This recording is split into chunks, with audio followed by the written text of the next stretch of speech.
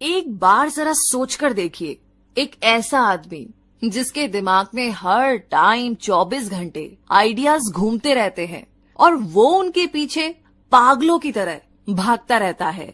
और अगर किसी काम को करने की वो ठान ले तो समझो कि ना तो थकना है ना रुकना है, और अगर बीच में कोई प्रॉब्लम आ भी गई तो झट से उससे बाहर निकलकर फिर से उसी रिदम में अपने काम में खो जाना है। और इतना ही नहीं, जब इन महाशय को ये पता चला कि कुछ दिन में मतलब 2 से 3 दिन के अंदर दिवालिया होने वाला है, मतलब इनका सब कुछ खत्म होने वाला है, इस सिचुएशन में भी सरेंडर करने की बजाय या शांत रहने की बजाय आइडियाज, प्लानिंग, स्ट्रेटेजीज ये उन सब पर काम कर रहे थे। मतलब कौन है ये आदमी और इतना कमाल का जज्बा आया कहां से, मतलब कैसे? वैसे इन सारे सवालों का जवाब आपको मिलेगा आज की इस समरी में। जी हाँ, नमस्कार दोस्तों, आप सभी का एक बार फिर से स्वागत है। नाम है रूबी पारिक और बिना देर किए अब हम शुरू करते हैं इलॉन मस्क की बायोग्राफी के साथ, जिसे लिखा है एशले वेंस ने। फर्स्ट चैप्टर, जिसमें आप जानेंगे इलॉन की दुनिया के बारे में। तो बात ऐसी है कि साल 2000 में सिलिकॉन वैली और सैन फ्रांसिस्को डिप्रेशन के अंदर डूबे हुए थे, क्योंकि इंटरनेट का जो नशा था ना वो उतरने लगा था। अब जमाना .com का था, जिसके चलते वेंचर कैपिटलिस्ट किसी भी कंपनी इन्वेस्टमेंट में पैसा लगाने से कतरा रहे थे। इस दौर में सिलिकॉन वैली के पास सिर्फ एक क्लिक एड्स का काम ही बचा था। ट्विटर और फेसबुक ने अभी अभी पैर पसारने शुरू किए थे। तो कुछ लोगों का तो ये तक मानना था कि टेक्नोलॉजी की जो ये इंडस्ट्री है अब ठंडी पड़ चुकी है। दूसरी तरफ इलॉन मस्क भी इसी .com मेनिया का एक हिस्सा थे। अपनी कॉलेज की पढ़ाई खत्म करने के बाद उन्होंने Zip2 बनाया और $22 मिलियन कमाए। Zip2 गूगल मैप्स की ही तरह का एक सॉफ्टवेयर था। कॉम्पैक्ट ने Zip2 को 1999 में खरीदा था और मस्क ने इस कमाई को एक और स्टार्टअप X.com खोलने के लिए इन्वेस्ट किया, जो बाद में पेपाल बना। और फिर जब 2002 में ईबे ने पेपाल खरीदा तो मस्क पहले से ज्यादा अमीर हो गए। इलॉन मस्क सिलिकॉन वैली की बजाय लॉस एंजलिस में रहने चले गए थे, जहां पर उन्होंने टेस्ला, स्पेस एक्स और सोलर सिटी बनाई। उनकी कंपनीज इलेक्ट्रिक कार्स, एरोस्पेस और सोलर इंडस्ट्रीज में लीड करती है। रॉकेट, इलेक्ट्रिक कार और सोलर पैनल बनाकर इलॉन मस्क ने फ्यूचर को बदल कर रख दिया। इलॉन की दुनिया में रियलिटी और साइंस फिक्शन मिलकर के एक हो गए हैं। तो इलॉन मस्क की बाकी की टेक्नोलॉजी मिलेनियर से हटकर है। उनका विजन ना बहुत बड़ा है। मस्क कहते हैं कि अगर हम कभी ना खत्म होने वाली एनर्जी का हल ढूंढ ले और मल्टी प्लैनेटरी स्पीशीज बनने की राह में तरक्की कर ले तो ये वाकई में ना बहुत बढ़िया बात होगी। आज मस्क की कंपनी में हजारों लोग काम करते हैं, जिसका नेट वर्थ $10 बिलियन है। और आगे सेकंड चैप्टर में जानेंगे कि इलॉन का सफर कैसा रहा अफ्रीका में। तो बात ऐसी है कि मस्क के जो नाना थे जोशुआ हेल्डीमैन, वो कनाडा से साउथ अफ्रीका तक खुद का जहाज उड़ाया करते थे। वे माइग्रेट होने के बाद अपने पूरे परिवार सहित हमेशा के लिए प्रेटोरिया में सेटल हो गए थे। मगर कभी कभी वे लोग नॉर्वे, स्कॉट और ऑस्ट्रेलिया जाया करते थे। मे हेल्डीमैन और इरॉल मस्क बचपन से ही एक दूसरे को चाहते थे।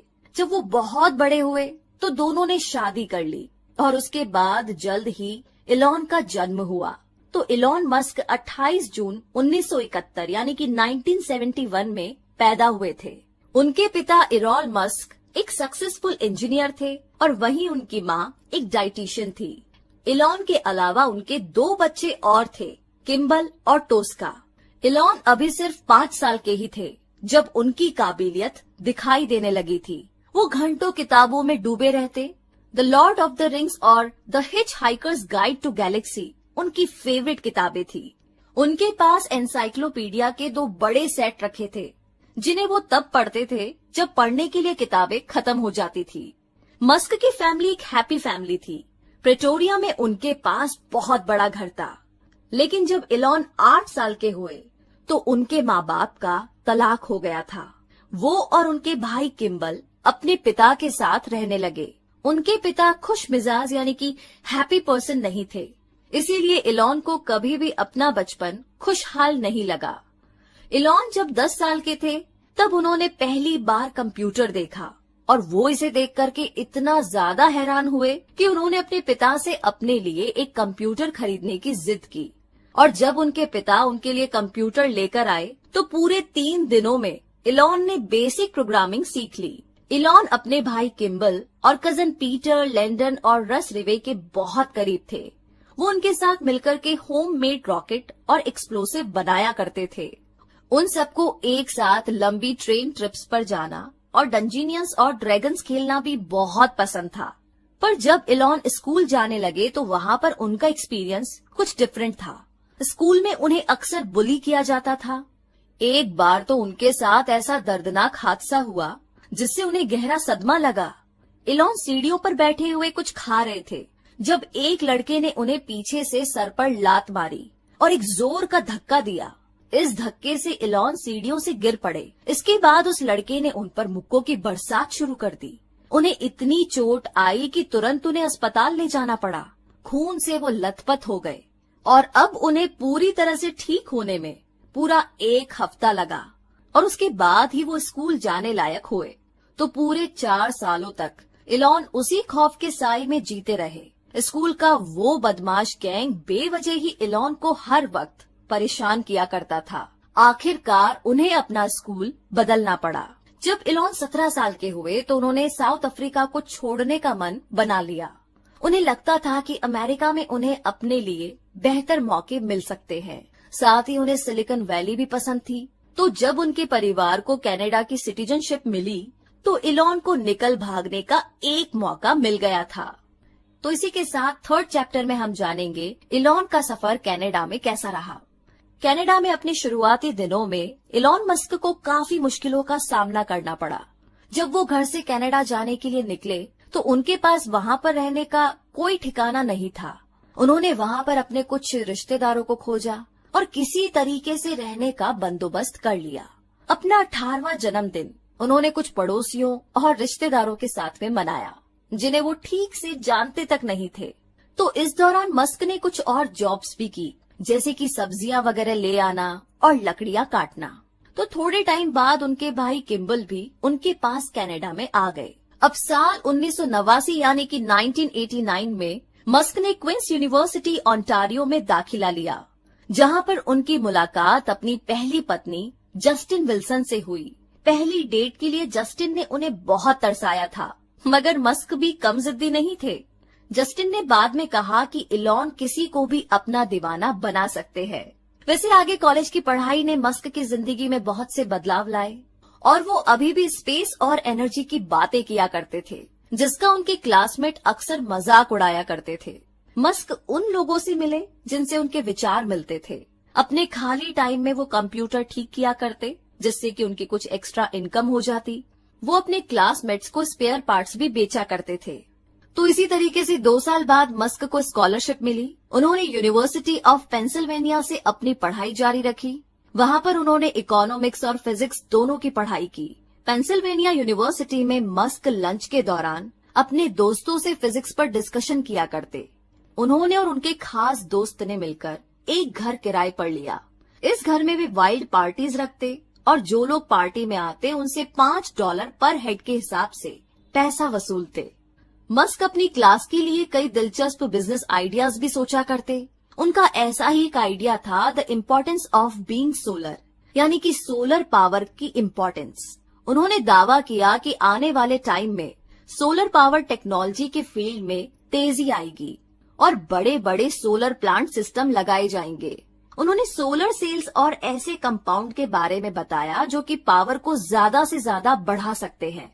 उन्होंने अल्ट्रा कैपेसिटर्स के बारे में भी एक पेपर लिखा था, जिसमें बताया गया कि ये एक प्रकार की बैटरी सेल्स है जो बड़ी तादाद में एनर्जी को स्टोर कर सकती है। इन्हें रिचार्ज किया जा सकता है और बाकी कैपेसिटर्स के मुकाबले ये 100 गुना ज्यादा पावर दे सकती है। मस्क ने तभी इलेक्ट्रिक कार और रॉकेट्स के बारे में भी सोच लिया था। उनके प्रोफेसर्स ने उनकी इस लाजवाब एनालिसिस की तारीफ की थी। वैसे मस्क हर तरह की मुश्किल से मुश्किल फिजिक्स कॉन्सेप्ट्स का हल ढूंढ लेते थे। उन्हें ये भी मालूम होता था कि इससे अच्छा प्रॉफिट कैसे कमाया जाता है। कॉलेज खत्म होने के बाद उनके दिमाग में पहले वीडियो गेम्स बनाने का ख्याल आया, मगर मस्क अपने लिए एक ऐसा करियर चाहते थे जिससे वे पूरी दुनिया में एक बड़ा बदलाव ला सके। वे अक्सर स्पेस, रिन्यूएबल एनर्जी और इंटरनेट के सपने देखा करते थे। उन्हें यकीन था कि आने वाला कल इन्हीं का होगा। भविष्य में एक बड़ा बदलाव आने वाला था और इसी में उनको प्रॉफिट दिख रहा था। सिलिकॉन वैली फोटो शेयर करने में बिजी था और इलॉन मस्क दुनिया को विनाश से बचाने की तैयारी कर रहे थे। तो अब आगे 4th चैप्टर में हम जानेंगे इलॉन के पहले स्टार्टअप के बारे में। साल 1994 में किम्बल और इलॉन ने कई रोड ट्रिप्स एक साथ की। उन दोनों के दिमाग में इंटरनेट के बिजनेस का आइडिया था। फिर आखिरकार इलॉन सिलिकॉन वैली में बतौर इंटर्न काम करने लगे और जब उन्होंने स्कूल खत्म किया तो किम्बल के साथ मिलकर के उन्होंने अपनी कंपनी स्टार्ट की। Zip2 येलो पेजेस का ऑनलाइन वर्जन है। इसमें सभी बिजनेस एस्टेब्लिशमेंट के मैप और उनकी जानकारी दी हुई है। इलॉन इसके लिए वेबसाइट कोडिंग करते थे और किम्बल उन साइट्स को बेचने का काम करते थे। Kimbal door to door sell किया करते थे, मगर ज्यादातर बिजनेसमैन को पता नहीं था कि Zip2 आखिर है क्या। उन्हें अपनी कंपनी के लिए इन्वेस्टर ढूंढने में बहुत ज्यादा मशक्कत करनी पड़ी, लेकिन आखिरकार एक इन्वेस्टर ने उनके काम में इंटरेस्ट दिखाया और $3 मिलियन की इन्वेस्टमेंट की और इसके बाद Zip2 ने न्यूज़पेपर क्लासिफाइड एड्स देने शुरू किए। हालांकि कंपनी चल पड़ी और तरक्की करने लगी, मगर इलॉन मस्क को मैनेजमेंट से निकाल दिया गया। वे अब चीफ टेक्निकल ऑफिसर थे। Zip2 का अब एक बड़ा सा ऑफिस था और कंपनी ने कोड्स की क्वालिटी को बेहतर बनाने के लिए कई प्रोग्रामर्स भी रख लिए थे। साल 1998 यानी कि 1998 में $300 मिलियन की डील के साथ Zip2 सिटी सर्च के साथ मर्ज हो गई, जो कि पहली उनकी कॉम्पिटिटर थी। मस्क ब्रदर्स का .com का आइडिया एक हकीकत में तब बदला जब 1999 यानी कि 1999 में कॉम्पैक्ट ने Zip2 को खरीदा। मगर सब कुछ इतना आसान नहीं था। इलॉन मस्क सीईओ बनना चाहते थे और इसी के साथ 5th चैप्टर में आप जानेंगे पेपाल माफिया बॉस के बारे में। मतलब ये कि एक दशक के बाद Elon Musk Canadian back picker से एक मल्टी मिलेनियर बन चुके थे और वो भी सिर्फ 27 साल में, जो बहुत ही कमाल की बात है। तो वो कुल मिलाकर के $22 मिलियन के मालिक थे। उनके पास अब एक बड़ा सा अपार्टमेंट, एक प्लेन और एक स्पोर्ट कार थी। मस्क अपनी मैकलारेन F1 में सिलिकॉन वैली के चक्कर काटा करते थे। वैसे जब वो इंटर्नशिप कर रहे थे तो उनके दिमाग में इंटरनेट बैंकिंग का ख्याल आया। उन्होंने इस बारे में अपने सीनियर्स के साथ डिस्कस किया, मगर उन्हें ये आइडिया बिल्कुल नहीं जमा। ये 1990 का वक्त था। लोग उन दिनों ऑनलाइन किताबें खरीदने से कतराते थे क्योंकि कोई भी अपना क्रेडिट कार्ड नंबर इंटरनेट पर नहीं देना चाहता था। इलॉन मस्क फिर भी अपने ऑनलाइन बैंक के आइडिया पर डटे रहे। अपने इस नए प्रोजेक्ट पर उन्होंने $12 मिलियन इन्वेस्ट किए। उन्होंने इस ऑनलाइन बैंकिंग साइट का नाम X.com रखा। उनके एक को फाउंडर ने कहा, यही वो खूबी है जो इलॉन मस्क को बाकियों से अलग करती है। वो रिस्क लेकर के अपनी जिम्मेदारी पर इतनी बड़ी रकम लगा रहे हैं और इस तरीके की डील फायदा भी दे सकती है या फिर उन्हें कंगाल भी कर सकती है। तो Zip2 एक साफ सुथरा सा प्रैक्टिकल आइडिया था, मगर X.com ने तो बैंकिंग इंडस्ट्री को बदल कर रख दिया। इलॉन मस्क इस बिजनेस में सिर्फ अपने पैशन को लेकर उतरे थे। उन्हें लगता था कि बैंकर्स का तरीका बिल्कुल गलत है और वे उनसे बेहतर कुछ कर सकते हैं। तो इसी तरीके से इलॉन मस्क ने Zip2 को एक फायदेमंद इन्वेस्टमेंट के रूप में कैपिटलिस्ट के सामने पेश किया। लोगों को इसके बारे में यकीन दिलाने के लिए उन्होंने पावरफुल स्पीच दी और इंजीनियर्स को अपने साथ काम करने के लिए एनकरेज किया। तो X.com अब एक्चुअली में फाइनेंस सर्विस कंपनी बन गई। इसमें banking licence, mutual fund licence और FDIC इंश्योरेंस जैसी सुविधाएं मौजूद थी। नवंबर 1999 में साइट इंटरनेट पर लाइव हुई। मस्क उस दिन अपने ऑफिस में पूरे 48 घंटे तक रहे क्योंकि वे चीजों को अपने सामने ही स्मूथली चलते हुए देखना चाहते थे। X.com ने क्रांतिकारी पेमेंट इजाद किया जिसे पेपाल नाम दिया गया। इसमें किसी को पैसे भेजने के लिए सिर्फ उसका ईमेल एड्रेस ही काफी था। कुछ महीनों के अंदर ही पेपाल को 2 लाख क्लाइंट्स मिल गए। पैसे के लेन देन का ये बड़ा आसान तरीका था, जबकि बैंक्स इसी प्रोसेस में कई दिन लगा देते थे। मार्च 2000 में X.com अपने कॉम्पिटिटर कॉन्फिनिटी के साथ मर्ज हो गई। मस्क के पास अभी भी कंपनी के ज्यादातर शेयर थे और कंपनी का नाम भी नहीं बदला गया। मगर फिर X.com और कॉन्फिनिटी की अनबन होने लगी, जिसकी वजह थी दोनों का अलग कल्चर और डिसीजन मेकिंग। तो एम्प्लॉइज के एक ग्रुप ने मस्क को कंपनी से बाहर करने की प्लानिंग बना ली। मस्क के बदले वे कॉन्फिनिटी के पीटर थियल को सीईओ बनाना चाहते थे। इसी दौरान मस्क अपनी पत्नी जस्टिन के साथ हनीमून मना रहे थे। तो उन्हें जब इस बात का पता लगा तो उन्होंने कंपनी को अपने फैसले पर दोबारा सोच विचार करने की गुजारिश की। मगर तब तक बात हाथों से निकल चुकी थी। उन्हें पता चला कि कंपनी अपना फैसला ले चुकी थी। मस्क उस कंपनी में अपनी पावर खो बैठे थे, जिसे उन्होंने ही शुरू किया था।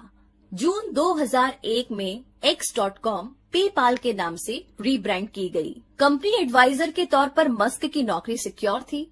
उन्होंने और पैसे का इन्वेस्टमेंट किया। अपना स्टेक बढ़ाकर वे पेपाल के सबसे बड़े स्टेक होल्डर बन गए।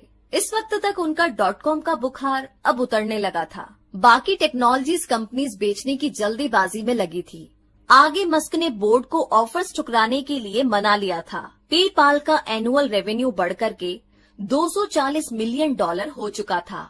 अब ये अपने पैरों पर मजबूती से खड़ी कंपनी बन चुकी थी, जो कि अब पब्लिक हो सकती थी। और तभी 2002 में पेपाल को ईबे से $1.5 बिलियन का ऑफर मिला। ये एक बहुत बड़ा और शानदार ऑफर था। टैक्स काटने के बाद भी मस्क पूरे $180 मिलियन अपने पास रख सकते थे। तो PayPal.com बबल से बच निकला था। ये सब मस्क की बिजनेस इंस्टिंक्ट और टेक्नोलॉजी ट्रेंड में उनकी कुशलता का नतीजा था। 9/11 के हमले के बावजूद कंपनी ने एक सक्सेसफुल IPO बनाया। भले ही टेक्नोलॉजी इंडस्ट्री डाउन हो गई, मगर पेपाल एक विनर बनकर उभरा। और इसी के साथ आगे 6th चैप्टर में हम जानेंगे कि स्पेस में चूहे की क्या कहानी है।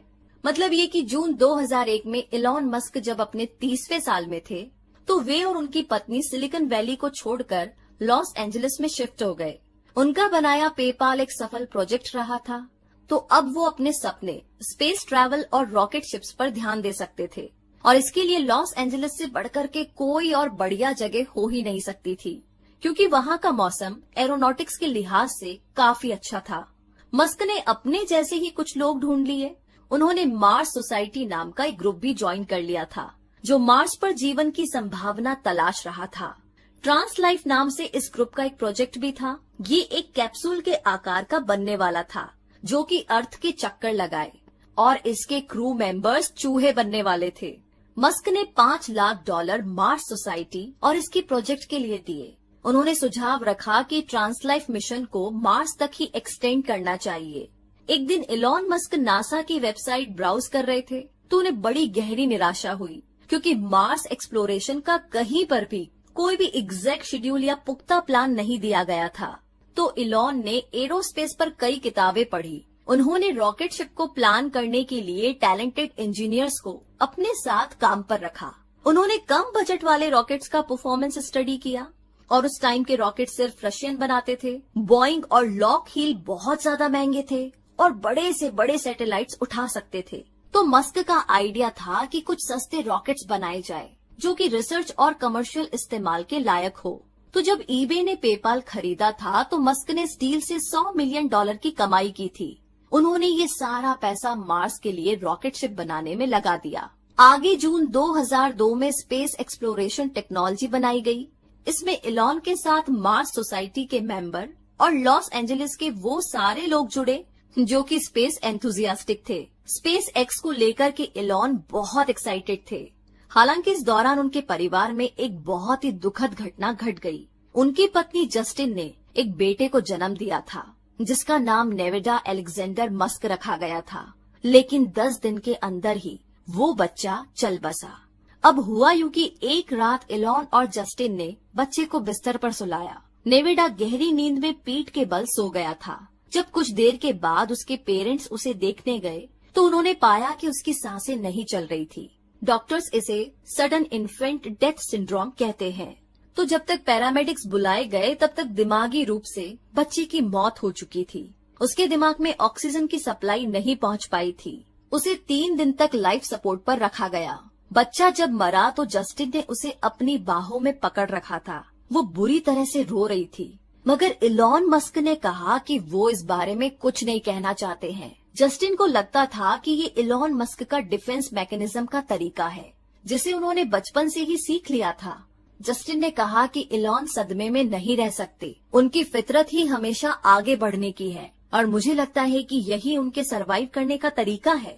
मस्क ने अपना सारा ध्यान स्पेस एक्स के रॉकेट लॉन्च में लगा दिया। तो अगले 5 सालों में जस्टिन ने जुड़वा बच्चों को जन्म दिया और उसके बाद ट्रिपलेट्स को भी।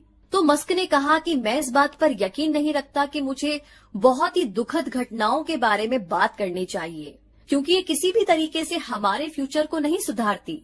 तो अगर आपके पास बाकी के बच्चों की जिम्मेदारियां हैं, तो बीती बातों पर दुखी होने से आपका और आपके अपनों का कोई भला नहीं होने वाला है। इसी के साथ आगे 7th चैप्टर में आप जानेंगे कि सब कुछ इलेक्ट्रिक कैसे। जी हाँ, साल 2002 की बात थी। एक टैलेंटेड इंजीनियर जेवी स्ट्राबेल ने पोर्श गाड़ी खरीदी। उन्होंने इसे एक इलेक्ट्रिक कार में तब्दील किया और ये वो समय था जब क्लीन टेक्नोलॉजी मूवमेंट का नामो निशान तक नहीं था। उन्होंने अपने इस प्रोडक्ट के लिए इन्वेस्टर ढूंढने शुरू किए।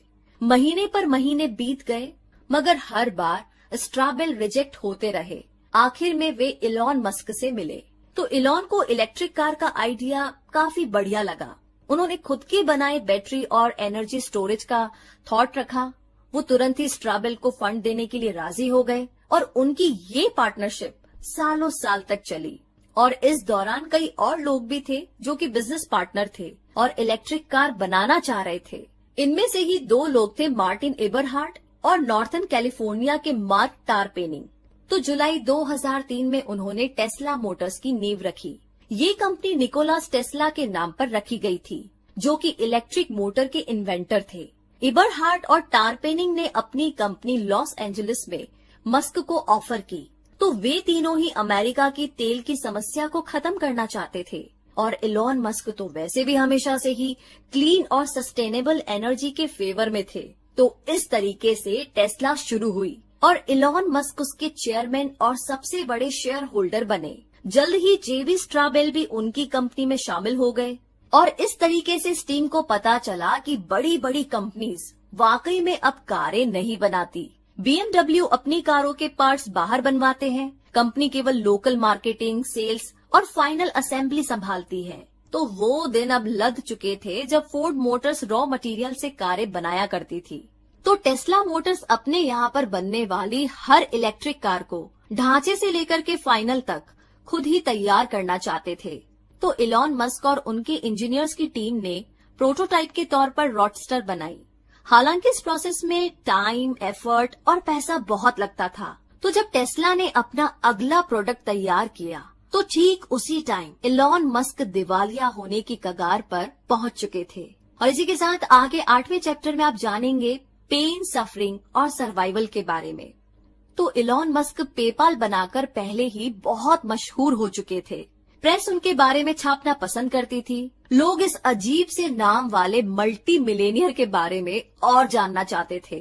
सब इस बारे में जानते थे कि मस्क ने इलेक्ट्रिक कार और स्पेसशिप पर बहुत सारा पैसा लगाया हुआ है। मशहूर सेलिब्रिटीज और अमीर बिजनेसमैन के साथ मस्क का उठना बैठना था। तो कुल मिलाकर के वो किसी शोमैन से कम नहीं थे, मगर असलियत में वे परेशानी से गुजर रहे थे। उनकी परेशानी का सबब थी टेस्ला और स्पेस एक्स की फाइनेंशियल हालत। जी हाँ, इलेक्ट्रिक कार प्रोटोटाइप और रॉकेट लॉन्च अटेम्प्ट्स पर उनका बेहिसाब पैसा खर्च हो रहा था और प्रेस भी उनके फेल प्रोडक्ट्स के लिए उनकी जमकर खिंचाई कर रही थी। और इस सबसे बढ़कर परेशानी थी उनकी निजी जिंदगी की मुश्किलें। उनकी पत्नी जस्टिन के साथ उनका रिश्ता लगभग टूटने की कगार पर था। टेस्ला को अपने प्रोटोटाइप रॉडस्टर को रिक्रिएट करने की जरूरत थी। स्पेस एक्स भी फॉल्कन 1 की लॉन्च की तैयारी में था। तो दोनों प्रोजेक्ट्स में मस्क को समय और पैसा दोनों लगाना पड़ रहा था। वे ज्यादातर अब अपने काम में ही बिजी रहते थे और हफ्ते के 7 दिन ऑफिस में रहते थे। घर से उनका नाता लगभग टूट ही गया था। जस्टिन को लगने लगा कि वो मस्क की सिर्फ ट्रॉफी वाइफ बनकर रह गई है, ना कि लाइफ पार्टनर। तो जून 2008 में इलॉन मस्क ने जस्टिन से तलाक लेने के लिए केस फाइल कर दिया। जस्टिन ने अपना दुख खुले आम ब्लॉग में व्यक्त किया। वे अपने ब्लॉग में मस्क और तलाक की प्रोसीडिंग के बारे में अक्सर लिखा करती थी। बिल ली, जो कि मस्क के दोस्त और एक इन्वेस्टर थे, वो इलॉन मस्क की दिमागी हालत को लेकर के बड़े फिक्रमंद थे। उन्होंने मस्क को अपने साथ लंदन में छुट्टियां बिताने के लिए इनवाइट किया। लंदन के स्ट्रिप में मस्क की मुलाकात तालुला रिले से हुई, जो कि बाद में उनकी दूसरी पत्नी बनी। 22 साल की इंग्लिश एक्ट्रेस से उनकी ये मुलाकात एक सेटअप थी। जी हाँ, मस्क को डिप्रेशन से बचाने के लिए लंदन की इस पूरी ट्रिप में रिले उनके साथ रही। वे खूब बातें करते और डिनर पर साथ जाया करते थे। जब इलॉन लॉस एंजलिस वापस आए तो उसके कुछ ही हफ्तों के बाद रिले भी उनके पास आ गई। मस्क ने रिले को बताया कि उनके पहले से ही 5 बच्चे हैं और अब जल्द ही उनका तलाक भी होने वाला है। बावजूद इसके मस्क ने रिले को जब प्रपोज किया तो रिले ने हाँ बोल दिया। ये वाकई में एक तूफानी रोमांस जैसा था। मस्क को अपनी कंपनीज चलाने में जितनी भी दिक्कतें आ रही थी, रिले उन सब परेशानियों की गवाह थी। वो कहती थी इलॉन के बारे में कि वो खुद किसी मौत की तरह दिखता है। मैं यही सोचती हूँ कि ये इंसान कहीं किसी दिन हार्ट अटैक से ना मर जाए, क्योंकि स्पेस एक्स ने कई नाकामयाब रॉकेट लॉन्च पर अब तक मिलियंस गंवाए थे। वहीं टेस्ला ने भी प्रोटोटाइप पर बहुत खर्चा किया था। दोनों ही कंपनियां कंगाल होने वाली थी।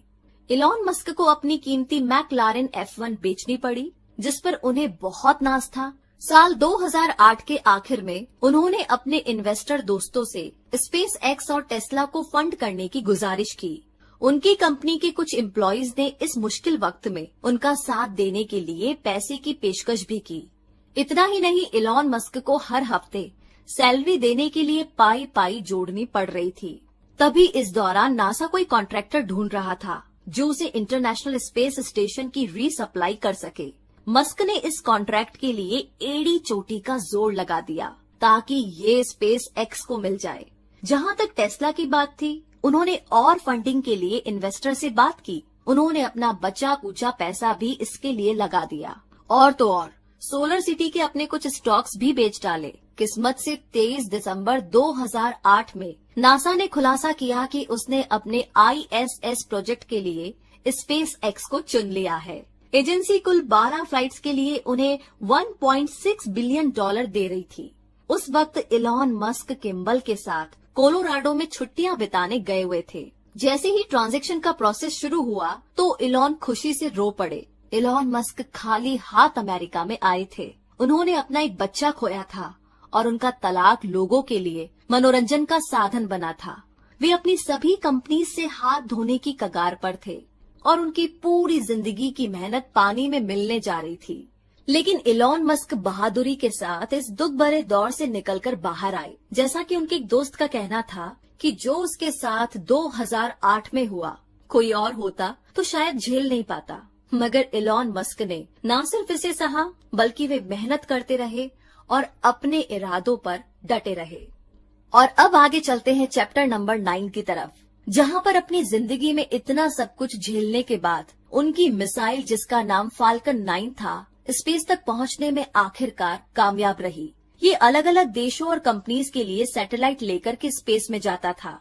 ये रॉकेट ISS को सप्लाई डिलीवर करता था।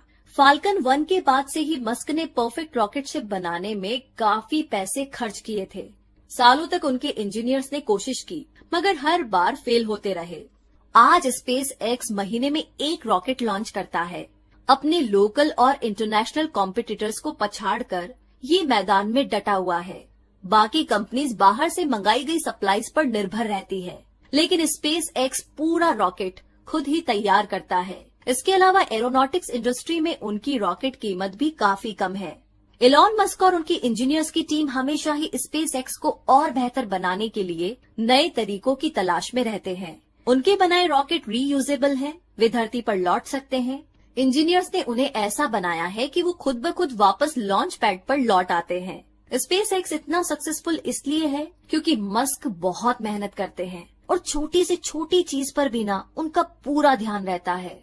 तो इतना ही नहीं, मस्क का सबसे बड़ा ख्वाब ये है कि वो स्पेस फ्लाइट्स को और भी सस्ता और प्रैक्टिकल बना सके। अगर हमारे पास पर्याप्त रॉकेट सप्लाई हो तो शायद फ्यूचर में मार्स पर कॉलोनी बनाई जा सके, क्योंकि बाकी की एरोनॉटिक्स इंडस्ट्री स्पेस को बोरिंग बनाती है। लेकिन स्पेस एक्स अपने रॉकेट्स और स्पेस शिप्स को मॉडर्न बनाने के लिए लगातार कोशिश में लगी हुई है। इलॉन मस्क साइंस फिक्शन को हकीकत में तब्दील करने की नई नई कोशिशों में जुटे हुए हैं। आगे चैप्टर नंबर 10 में अब जानेंगे इलेक्ट्रिक कार का बदला। मतलब ये कि टेस्ला मोटर्स ने 2012 से ही एस सीडेन का मॉडल बाजार में उतार दिया था। ये लग्जरी कार पूरी तरह से इलेक्ट्रिसिटी पर चलती है और सिंगल बैटरी रिचार्ज पर 300 मील की दूरी तय कर सकती है। इसकी रफ्तार है 4.2 सेकंड्स में 60 माइल्स पर आवर। इसमें 2 ट्रंक है, उसकी सीट कैपेसिटी 7 लोगों की है और ऑयल कारों में इस्तेमाल होने वाले इंजन और मशीनरी के बगैर मॉडल एस लगभग बिना किसी शोर के चलती है। इसमें सिर्फ एक ही बैटरी पैक है। इसके पिछले हिस्से में एक इलेक्ट्रिक मोटर लगी है और मॉडल एस बाकी लग्जरी सेडान गाड़ियों से हर मामले में आगे है। इस कार के अंदर एक 17 इंच की टच स्क्रीन है, जहां से ड्राइवर कार के सभी कंट्रोल्स जैसे कि स्टीरियो, वॉल्यूम एडजस्टिंग या एयर कंडीशन वगैरह कंट्रोल कर सकता है। इसमें नेविगेशन और म्यूजिक स्ट्रीमिंग के लिए एक इंटरनेट कनेक्शन भी मौजूद है। इसीलिए तो मॉडल एस को जगह घेरने वाली भारी भरकम डैशबोर्ड की जरूरत नहीं पड़ती। इसे चलाने वाले को किसी भी चाबी या इग्निशन बटन की जरूरत नहीं है। इसमें बैठते ही इसका सेंसर ड्राइवर का वजन डिटेक्ट कर लेता है और कार खुद ही स्टार्ट हो जाती है। इसके अलावा मॉडल एस को हाईवे के किनारे बने किसी भी सोलर पावर स्टेशन पर फ्री रिचार्ज किया जा सकता है। ड्राइवर सीधा जाकर के मॉडल एस के स्टोर्स में जाकर इसे खरीद सकता है या ऑनलाइन भी ऑर्डर कर सकता है। किसी भी सूरत में इलेक्ट्रिक कार सीधे आपके घर या ऑफिस या जहां पर आप चाहे वहां डिलीवर कर दी जाएगी, क्योंकि इसे ट्यून अप या ऑयल चेंज की जरूरत नहीं पड़ती। और मॉडल एस की मेंटेनेंस भी काफी कम है, मगर कभी रिपेयर की जरूरत पड़े तो टेस्ला के इंजीनियर आकर के इसे खुद लेकर जाएंगे। टेस्ला ने एक स्मार्टफोन ऐप भी बनाया है जो कि मॉडल एस के साथ मिलता है।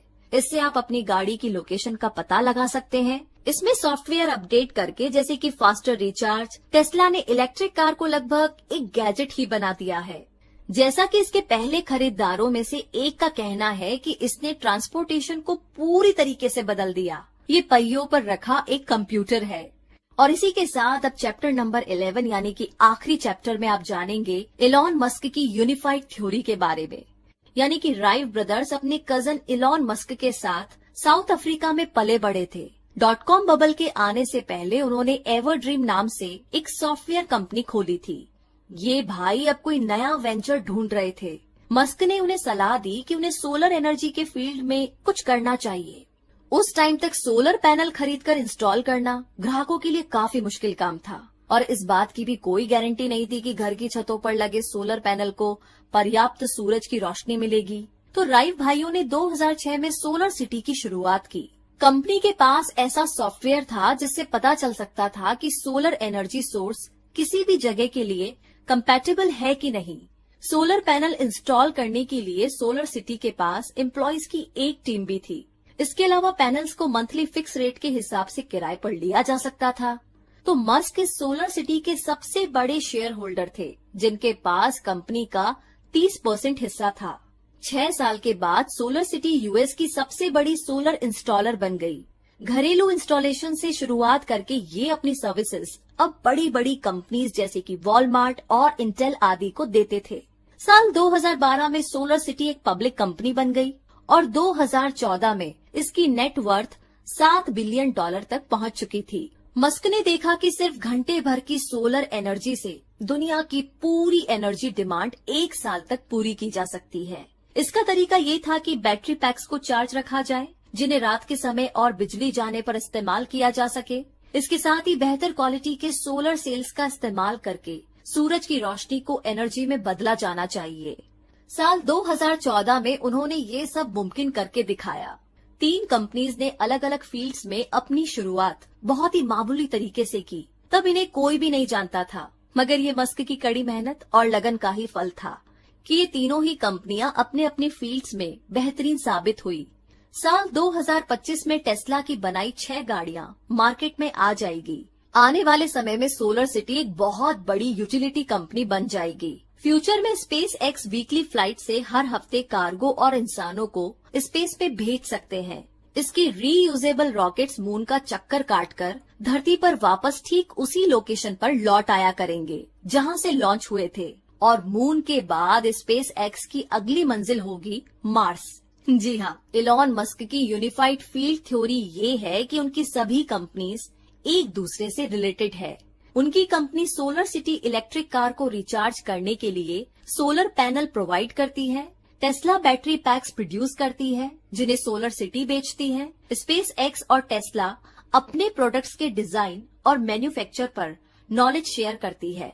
तीनों ही कंपनियां मस्क के भविष्य के सपने को रिप्रेजेंट करती है। वे इंसानियत के लिए ऐसी एनर्जी चाहते हैं जो कभी खत्म ना हो सके, जिससे कि मानवता का विनाश होने से रोका जा सके। इलॉन मस्क के जीवन में कई मुश्किल घड़ियां आई। बचपन में उन्हें स्कूल में बहुत परेशान किया गया। उनके पिता के साथ उनका रिश्ता खटास भरा रहा। अपने पहले बच्चे की मौत का सदमा उन्हें झेलना पड़ा और उनकी पहली शादी भी टिक नहीं पाई। तो इस तरीके से उन्होंने ज्यादातर खोया ही था।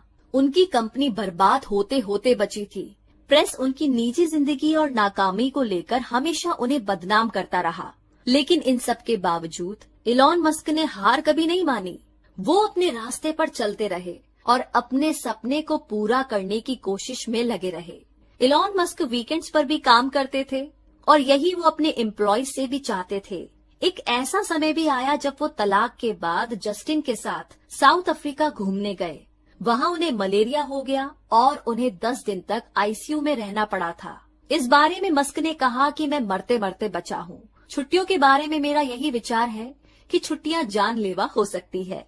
तो इसी के साथ दोस्तों इलॉन मस्क की ये बायोग्राफी यहीं पर समाप्त होती है। एंड आई होप कि आपको शुरुआत के उन सारे सवालों का जवाब मिल गया होगा। तो आप भी डिसाइड कर सकते हैं कि अगर इलॉन मस्क इतना कुछ सहकर इतना कुछ कर सकते हैं और इवन अभी भी कर रहे हैं, रुकने का नाम नहीं ले रहे हैं, और आई एम श्योर कि जब तक जान है तब तक नहीं रुकेंगे, तो हम तो शायद बहुत कुछ कर सकते हैं।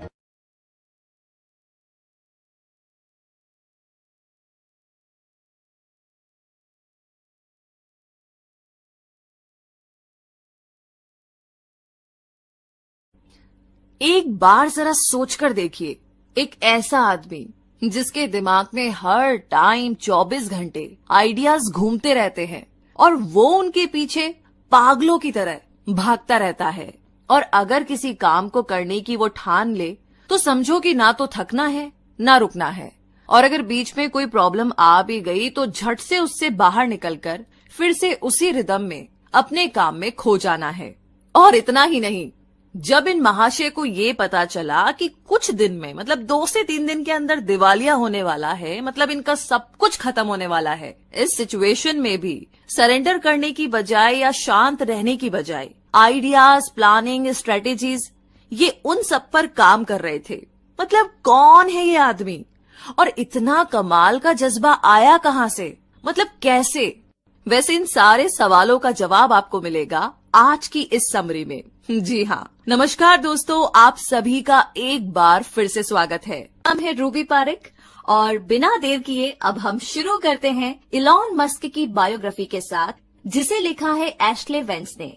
फर्स्ट चैप्टर, जिसमें आप जानेंगे इलॉन की दुनिया के बारे में। तो बात ऐसी है कि साल 2000 में सिलिकॉन वैली और सैन फ्रांसिस्को डिप्रेशन के अंदर डूबे हुए थे, क्योंकि इंटरनेट का जो नशा था ना, वो उतरने लगा था। अब जमाना .com का था, जिसके चलते वेंचर कैपिटलिस्ट किसी भी कंपनी इन्वेस्टमेंट में पैसा लगाने से कतरा रहे थे। इस दौर में सिलिकॉन वैली के पास सिर्फ एक क्लिक एड्स का काम ही बचा था। ट्विटर और फेसबुक ने अभी अभी पैर पसारने शुरू किए थे। तो कुछ लोगों का तो ये तक मानना था कि टेक्नोलॉजी की जो ये इंडस्ट्री है अब ठंडी पड़ चुकी है। दूसरी तरफ इलॉन मस्क भी इसी .com मेनिया का एक हिस्सा थे। अपनी कॉलेज की पढ़ाई खत्म करने के बाद उन्होंने Zip2 बनाया और $22 मिलियन कमाए। Zip2 गूगल मैप्स की ही तरह का एक सॉफ्टवेयर था। कॉम्पैक्ट ने Zip2 को 1999 में खरीदा था और मस्क ने इस कमाई को एक और स्टार्टअप X.com खोलने के लिए इन्वेस्ट किया, जो बाद में पेपाल बना। और फिर जब 2002 में eBay ने पेपाल खरीदा तो मस्क पहले से ज्यादा अमीर हो गए। इलॉन मस्क सिलिकॉन वैली की बजाय लॉस एंजलिस में रहने चले गए थे, जहां पर उन्होंने टेस्ला, स्पेस एक्स और सोलर सिटी बनाई। उनकी कंपनीज इलेक्ट्रिक कार्स, एरोस्पेस और सोलर इंडस्ट्रीज में लीड करती है। रॉकेट, इलेक्ट्रिक कार और सोलर पैनल बनाकर इलॉन मस्क ने फ्यूचर को बदल कर रख दिया। इलॉन की दुनिया में रियलिटी और साइंस फिक्शन मिलकर के एक हो गए हैं। तो इलॉन मस्क की बाकी की टेक्नोलॉजी मिलेनियर से हटकर है। उनका विजन ना बहुत बड़ा है। मस्क कहते हैं कि अगर हम कभी ना खत्म होने वाली एनर्जी का हल ढूंढ ले और मल्टी प्लैनेटरी स्पीशीज बनने की राह में तरक्की कर ले, तो ये वाकई में ना बहुत बढ़िया बात होगी। आज मस्क की कंपनी में हजारों लोग काम करते हैं, जिसका नेट वर्थ $10 बिलियन है। और आगे सेकंड चैप्टर में जानेंगे कि इलॉन का सफर कैसा रहा अफ्रीका में। तो बात ऐसी है कि मस्क के जो नाना थे जोशुआ हेल्डीमैन, वो कनाडा से साउथ अफ्रीका तक खुद का जहाज उड़ाया करते थे। वे माइग्रेट होने के बाद अपने पूरे परिवार सहित हमेशा के लिए प्रेटोरिया में सेटल हो गए थे। मगर कभी कभी वे लोग नॉर्वे, स्कॉट और ऑस्ट्रेलिया जाया करते थे। मे हेल्डीमैन और इरॉल मस्क बचपन से ही एक दूसरे को चाहते थे। जब वो बहुत बड़े हुए तो दोनों ने शादी कर ली और उसके बाद जल्द ही इलॉन का जन्म हुआ। तो इलॉन मस्क 28 जून 1971 यानी कि 1971 में पैदा हुए थे। उनके पिता इरॉल मस्क एक सक्सेसफुल इंजीनियर थे और वहीं उनकी माँ एक डाइटिशियन थी। इलॉन के अलावा उनके 2 बच्चे और थे, किम्बल और टोस्का। इलॉन अभी सिर्फ 5 साल के ही थे जब उनकी काबिलियत दिखाई देने लगी थी। वो घंटों किताबों में डूबे रहते। The Lord of the Rings और the Hitchhiker's Guide to Galaxy उनकी फेवरेट किताबें थी। उनके पास एनसाइक्लोपीडिया के 2 बड़े सेट रखे थे, जिन्हें वो तब पढ़ते थे जब पढ़ने के लिए किताबें खत्म हो जाती थी। मस्क की फैमिली एक हैप्पी फैमिली थी। प्रेटोरिया में उनके पास बहुत बड़ा घर था। लेकिन जब इलॉन 8 साल के हुए तो उनके माँ बाप का तलाक हो गया था। वो और उनके भाई किम्बल अपने पिता के साथ रहने लगे।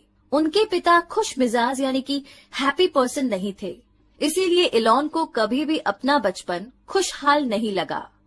इलॉन जब 10 साल के थे तब उन्होंने पहली बार कंप्यूटर देखा और वो इसे देख करके इतना ज्यादा हैरान हुए कि उन्होंने अपने पिता से अपने लिए एक कंप्यूटर खरीदने की जिद की। और जब उनके पिता उनके लिए कंप्यूटर लेकर आए तो पूरे 3 दिनों में इलॉन ने बेसिक प्रोग्रामिंग सीख ली। इलॉन अपने भाई किम्बल और कजन पीटर, लैंडन और रस रिवे के बहुत करीब थे। वो उनके साथ मिलकर के होम मेड रॉकेट और एक्सप्लोसिव बनाया करते थे। उन सबको एक साथ लंबी ट्रेन ट्रिप्स पर जाना और डंजीनियंस और ड्रैगन्स खेलना भी बहुत पसंद था। पर जब इलॉन स्कूल जाने लगे तो वहाँ पर उनका एक्सपीरियंस कुछ डिफरेंट था। स्कूल में उन्हें अक्सर बुली किया जाता था। एक बार तो उनके साथ ऐसा दर्दनाक हादसा हुआ जिससे उन्हें गहरा सदमा लगा। इलॉन सीढ़ियों पर बैठे हुए कुछ खा रहे थे जब एक लड़के ने उन्हें पीछे से सर पर लात मारी और एक जोर का धक्का दिया। इस धक्के से इलॉन सीढ़ियों से गिर पड़े। इसके बाद उस लड़के ने उन पर मुक्कों की बरसात शुरू कर दी। उन्हें इतनी चोट आई कि तुरंत उन्हें अस्पताल ले जाना पड़ा। खून से वो लथपथ हो गए और अब उन्हें पूरी तरह से ठीक होने में पूरा 1 हफ्ता लगा और उसके बाद ही वो स्कूल जाने लायक हुए। तो पूरे 4 सालों तक इलॉन उसी खौफ के साए में जीते रहे। स्कूल का वो बदमाश गैंग बेवजह ही इलॉन को हर वक्त परेशान किया करता था। आखिरकार उन्हें अपना स्कूल बदलना पड़ा। जब इलॉन 17 साल के हुए तो उन्होंने साउथ अफ्रीका को छोड़ने का मन बना लिया। उन्हें लगता था कि अमेरिका में उन्हें अपने लिए बेहतर मौके मिल सकते हैं। साथ ही उन्हें सिलिकॉन वैली भी पसंद थी। तो जब उनके परिवार को कनाडा की सिटीजनशिप मिली तो इलॉन को निकल भागने का एक मौका मिल गया था। तो इसी के साथ 3rd चैप्टर में हम जानेंगे इलॉन का सफर कनाडा में कैसा रहा। कनाडा में अपने शुरुआती दिनों में इलॉन मस्क को काफी मुश्किलों का सामना करना पड़ा। जब वो घर से कनाडा जाने के लिए निकले तो उनके पास वहाँ पर रहने का कोई ठिकाना नहीं था। उन्होंने वहाँ पर अपने कुछ रिश्तेदारों को खोजा और किसी तरीके से रहने का बंदोबस्त कर लिया।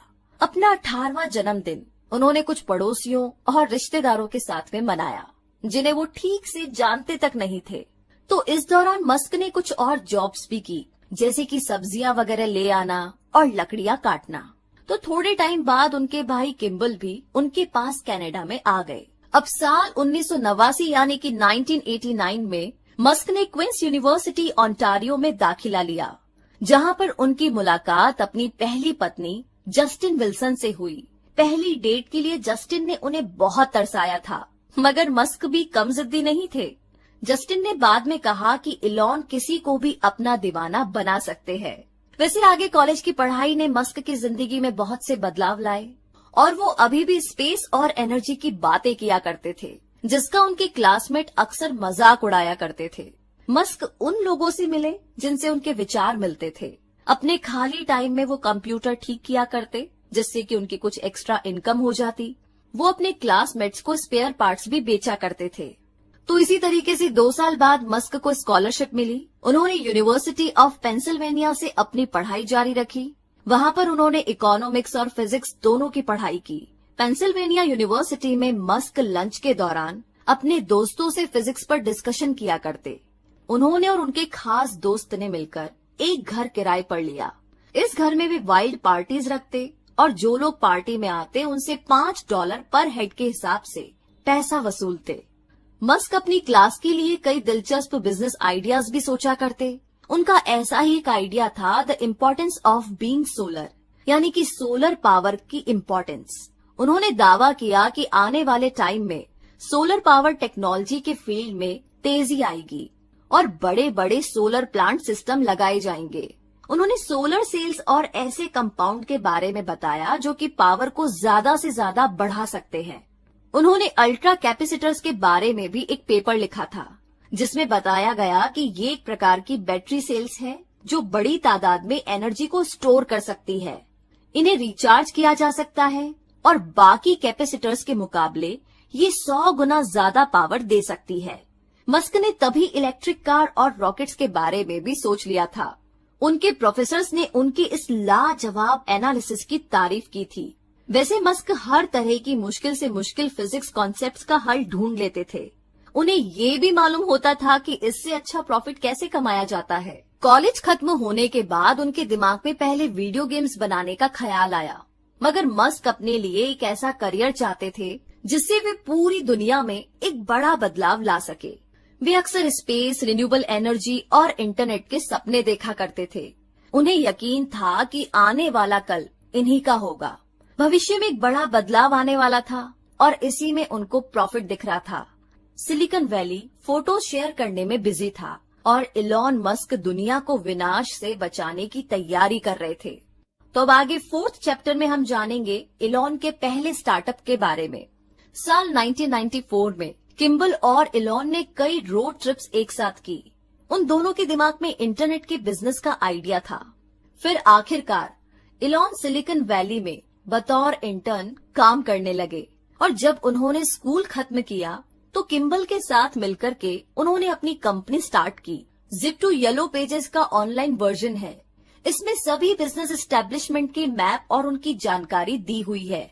इलॉन इसके लिए वेबसाइट कोडिंग करते थे और किम्बल उन साइट्स को बेचने का काम करते थे। Kimbal door to door sell किया करते थे, मगर ज्यादातर बिजनेसमैन को पता नहीं था कि Zip2 आखिर है क्या।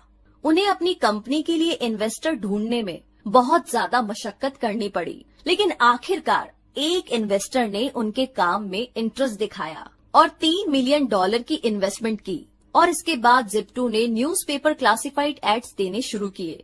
हालांकि कंपनी चल पड़ी और तरक्की करने लगी, मगर इलॉन मस्क को मैनेजमेंट से निकाल दिया गया। वे अब चीफ टेक्निकल ऑफिसर थे। Zip2 का अब एक बड़ा सा ऑफिस था और कंपनी ने कोड्स की क्वालिटी को बेहतर बनाने के लिए कई प्रोग्रामर्स भी रख लिए थे। साल 1998 यानी कि 1998 में $300 मिलियन की डील के साथ Zip2 सिटी सर्च के साथ मर्ज हो गई, जो कि पहली उनकी कॉम्पिटिटर थी। मस्क ब्रदर्स का .com का आइडिया एक हकीकत में तब बदला जब 1999 यानी कि 1999 में कॉम्पैक्ट ने Zip2 को खरीदा, मगर सब कुछ इतना आसान नहीं था।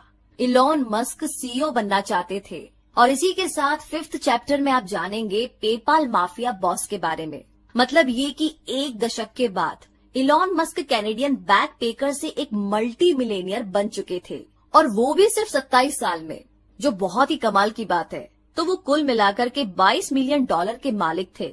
उनके पास अब एक बड़ा सा अपार्टमेंट, एक प्लेन और एक स्पोर्ट कार थी। मस्क अपनी मैकलारेन F1 में सिलिकॉन वैली के चक्कर काटा करते थे। वैसे जब वो इंटर्नशिप कर रहे थे तो उनके दिमाग में इंटरनेट बैंकिंग का ख्याल आया। उन्होंने इस बारे में अपने सीनियर्स के साथ डिस्कस किया, मगर उन्हें ये आइडिया बिल्कुल नहीं जमा। ये 1990 का वक्त था। लोग उन दिनों ऑनलाइन किताबें खरीदने से कतराते थे क्योंकि कोई भी अपना क्रेडिट कार्ड नंबर इंटरनेट पर नहीं देना चाहता था। इलॉन मस्क फिर भी अपने ऑनलाइन बैंक के आइडिया पर डटे रहे। अपने इस नए प्रोजेक्ट पर उन्होंने $12 मिलियन इन्वेस्ट किए। उन्होंने इस ऑनलाइन बैंकिंग साइट का नाम X.com रखा। उनके एक को फाउंडर ने कहा, यही वो खूबी है जो इलॉन मस्क को बाकियों से अलग करती है। वो रिस्क लेकर के अपनी जिम्मेदारी पर इतनी बड़ी रकम लगा रहे हैं और इस तरीके की डील फायदा भी दे सकती है या फिर उन्हें कंगाल भी कर सकती है। तो Zip2 एक साफ सुथरा सा प्रैक्टिकल आइडिया था, मगर X.com ने तो बैंकिंग इंडस्ट्री को बदल कर रख दिया। इलॉन मस्क इस बिजनेस में सिर्फ अपने पैशन को लेकर उतरे थे। उन्हें लगता था कि बैंकर्स का तरीका बिल्कुल गलत है और वे उनसे बेहतर कुछ कर सकते हैं। तो इसी तरीके से इलॉन मस्क ने Zip2 को एक फायदेमंद इन्वेस्टमेंट के रूप में कैपिटलिस्ट के सामने पेश किया। लोगों को इसके बारे में यकीन दिलाने के लिए उन्होंने पावरफुल स्पीच दी और इंजीनियर्स को अपने साथ काम करने के लिए एनकरेज किया। तो X.com अब एक्चुअली में फाइनेंस सर्विस कंपनी बन गई। इसमें banking licence, mutual fund licence और FDIC इंश्योरेंस जैसी सुविधाएं मौजूद थी। नवंबर 1999 में साइट इंटरनेट पर लाइव हुई। मस्क उस दिन अपने ऑफिस में पूरे 48 घंटे तक रहे क्योंकि वे चीजों को अपने सामने ही स्मूथली चलते हुए देखना चाहते थे।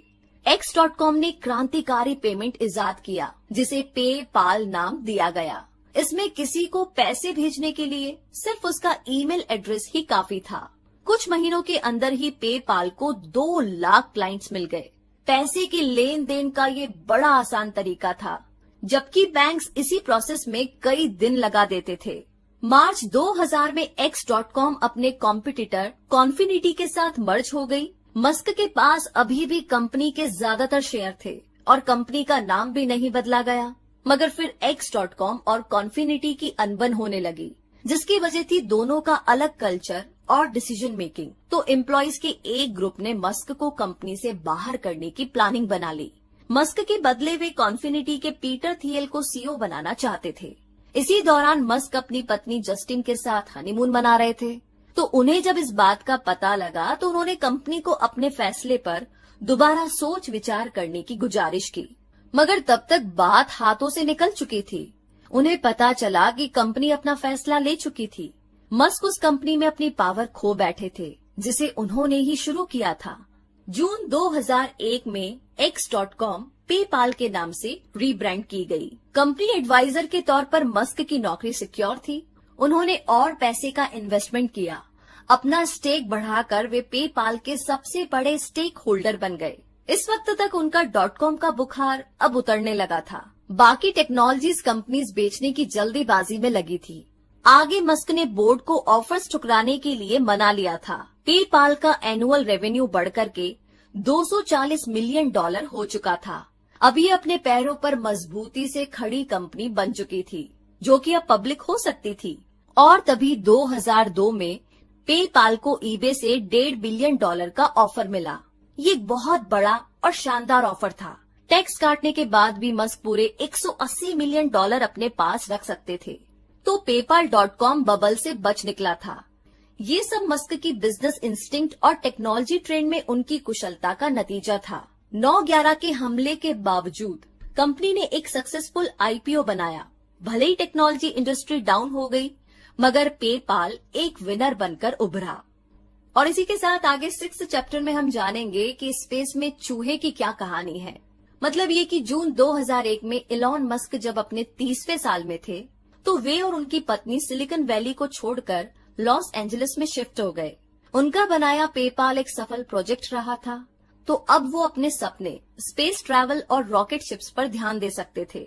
और इसके लिए लॉस एंजलिस से बढ़कर के कोई और बढ़िया जगह हो ही नहीं सकती थी, क्योंकि वहाँ का मौसम एरोनॉटिक्स के लिहाज से काफी अच्छा था।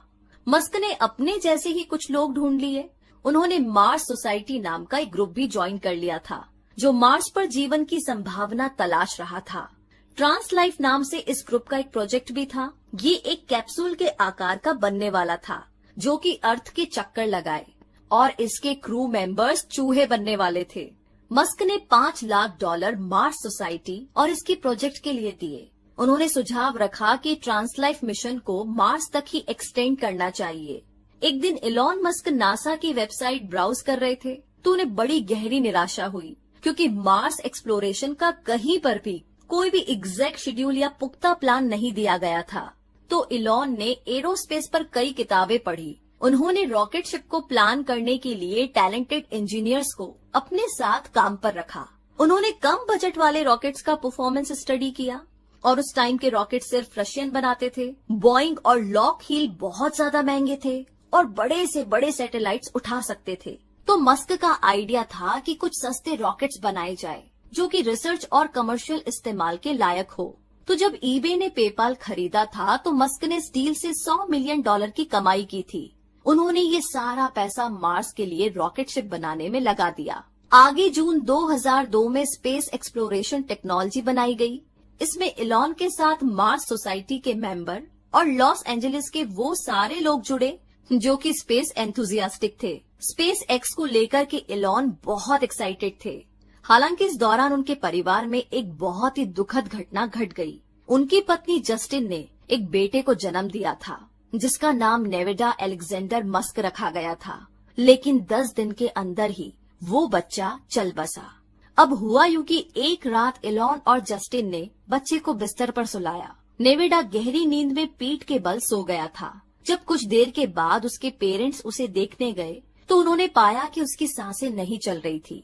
डॉक्टर्स इसे सडन इन्फेंट डेथ सिंड्रोम कहते हैं। तो जब तक पैरामेडिक्स बुलाए गए तब तक दिमागी रूप से बच्चे की मौत हो चुकी थी।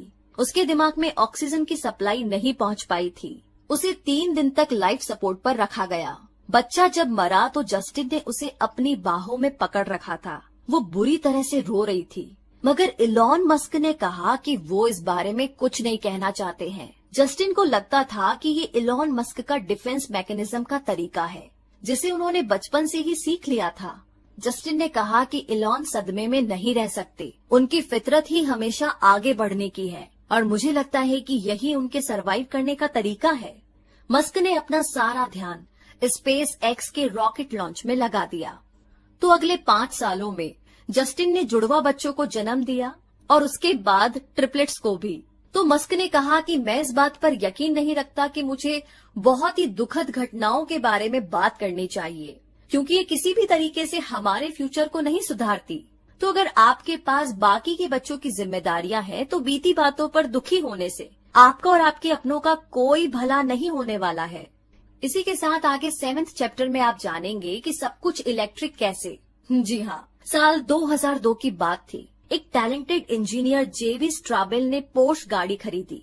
उन्होंने इसे एक इलेक्ट्रिक कार में तब्दील किया और ये वो समय था जब क्लीन टेक्नोलॉजी मूवमेंट का नामो निशान तक नहीं था। उन्होंने अपने इस प्रोडक्ट के लिए इन्वेस्टर ढूंढने शुरू किए। महीने पर महीने बीत गए, मगर हर बार स्ट्राबेल रिजेक्ट होते रहे। आखिर में वे इलॉन मस्क से मिले। तो इलॉन को इलेक्ट्रिक कार का आइडिया काफी बढ़िया लगा। उन्होंने खुद के बनाए बैटरी और एनर्जी स्टोरेज का थॉट रखा। वो तुरंत ही स्ट्राबेल को फंड देने के लिए राजी हो गए और उनकी ये पार्टनरशिप सालों साल तक चली। और इस दौरान कई और लोग भी थे जो कि बिजनेस पार्टनर थे और इलेक्ट्रिक कार बनाना चाह रहे थे। इनमें से ही 2 लोग थे, मार्टिन एबरहार्ट और नॉर्थन कैलिफोर्निया के मार्क टारपेनिंग। तो जुलाई 2003 में उन्होंने टेस्ला मोटर्स की नींव रखी। ये कंपनी निकोलास टेस्ला के नाम पर रखी गई थी, जो कि इलेक्ट्रिक मोटर के इन्वेंटर थे। एबरहार्ट और टारपेनिंग ने अपनी कंपनी लॉस एंजलिस में मस्क को ऑफर की। तो वे तीनों ही अमेरिका की तेल की समस्या को खत्म करना चाहते थे और इलॉन मस्क तो वैसे भी हमेशा से ही क्लीन और सस्टेनेबल एनर्जी के फेवर में थे। तो इस तरीके से टेस्ला शुरू हुई और इलॉन मस्क उसके चेयरमैन और सबसे बड़े शेयर होल्डर बने। जल्द ही जेवी स्ट्राबेल भी उनकी कंपनी में शामिल हो गए और इस तरीके से स्टीम को पता चला कि बड़ी बड़ी कंपनीज वाकई में अब कारें नहीं बनाती। BMW अपनी कारों के पार्ट्स बाहर बनवाते हैं, कंपनी केवल लोकल मार्केटिंग, सेल्स और फाइनल असेंबली संभालती है। तो वो दिन अब लद चुके थे जब फोर्ड मोटर्स रॉ मटेरियल से कारें बनाया करती थी। तो टेस्ला मोटर्स अपने यहाँ पर बनने वाली हर इलेक्ट्रिक कार को ढांचे से लेकर के फाइनल तक खुद ही तैयार करना चाहते थे। तो इलॉन मस्क और उनके इंजीनियर्स की टीम ने प्रोटोटाइप के तौर पर रॉडस्टर बनाई।